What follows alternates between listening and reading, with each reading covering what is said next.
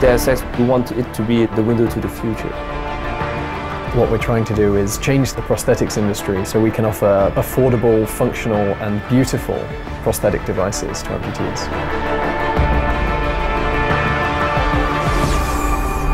I'm proud of being one-handed. It doesn't make me feel any different.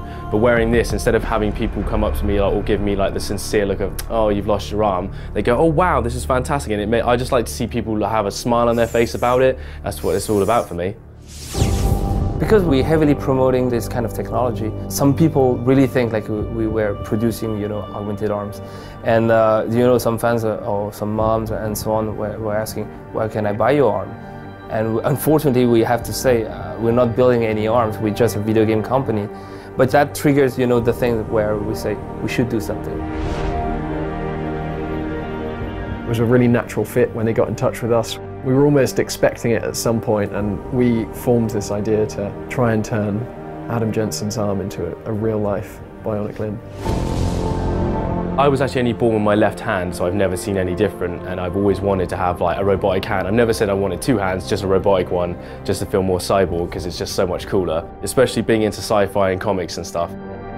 I developed the first bionic hand when I was 17, just tinkering in my bedroom at my parents' house when I was younger. So when I went to university a few years later, I wanted to take the project a little bit further and found that bionic hands existed for amputees to wear, but they were extremely expensive. And so I used that angle as an excuse to be allowed to create a bionic hand for my final year project at university. And then after university was when I co-founded Open Bionics, and we began working on the same problem with a more kind of definitive goal of being able to offer these bionic hands to people at a really affordable price. So this is a custom built one for myself. We use sensors in the top and bottom of my arm. So if I tense my bottom muscles, it will close. And if I loosen up but tense upwards slightly, it will open. We have a fantastic art director. His name is Jonathan Jack Beltet. This guy is a visionary. He's completely crazy. And the way we wanted to depict, a future world was that human augmentations couldn't be like just medical device. We wanted it to be super rewarding. People are wearing this kind of prosthesis in a fashionable way. For Deus Ex, we never wanted to do some gimmicky big robot's hand and so on. We wanted something to touch upon, the high fashion, very refined design, something that looks very slick and very, you could be very proud to wear it. And then you can change all the functions like that. Kind of cool. At this point, we've made a semi-functional prototype. So we've made one that's functional and looks similar to Adam Jensen's hand.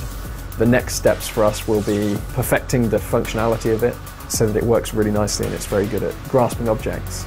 And then making the finish really nice so that it looks the part as well.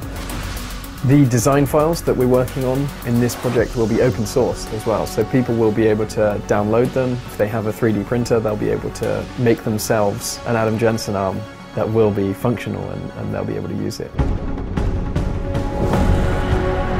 We don't want to cut this technology, this accessibility to people who have their both hands and so on. So we partnered with Intel with their RealSense division and Razer with their Stargazer division also. Multiple points on the hand in motion is captured in real time. The result is a one-to-one mirroring between the user's hand and the bionic hand. We want to show limb-different people that the products and devices that they're seeing in science fiction, in gaming and in movies can become reality and can become reality very soon.